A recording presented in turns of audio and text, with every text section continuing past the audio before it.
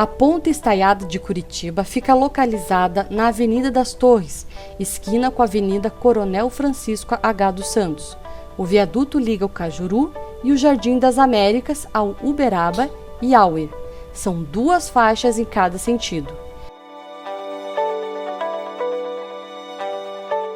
Iniciada em agosto de 2012, a construção foi entregue em 12 de abril de 2014, inaugurada na gestão do prefeito Gustavo Frutti.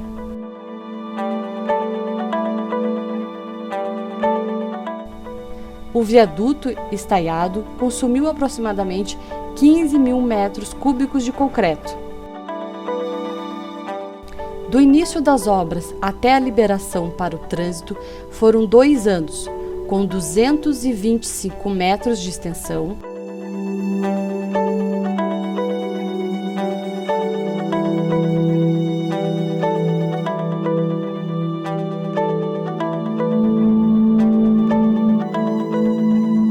seu mastro tem 74 metros de altura e 21 estais de sustentação.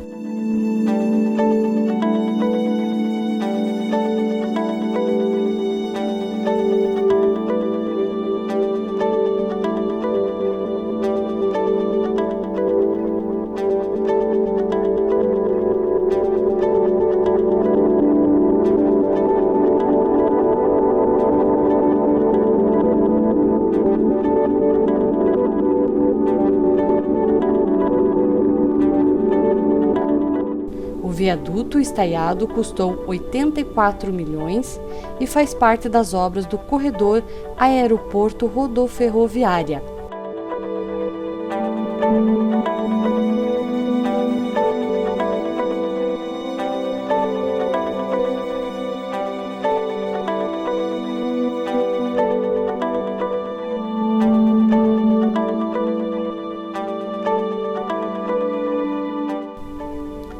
Projetada para solucionar o nó do trânsito na região, além de ter um padrão estético próprio, a ideia é tornar o local uma referência urbanística da cidade, a exemplo do que aconteceu com a Ponte Estaiada de São Paulo, construída sobre o rio Tietê.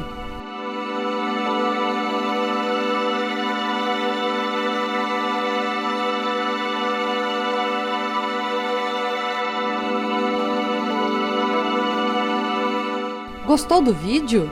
Não deixe de curtir, se inscrever e compartilhar com os amigos. Até a próxima!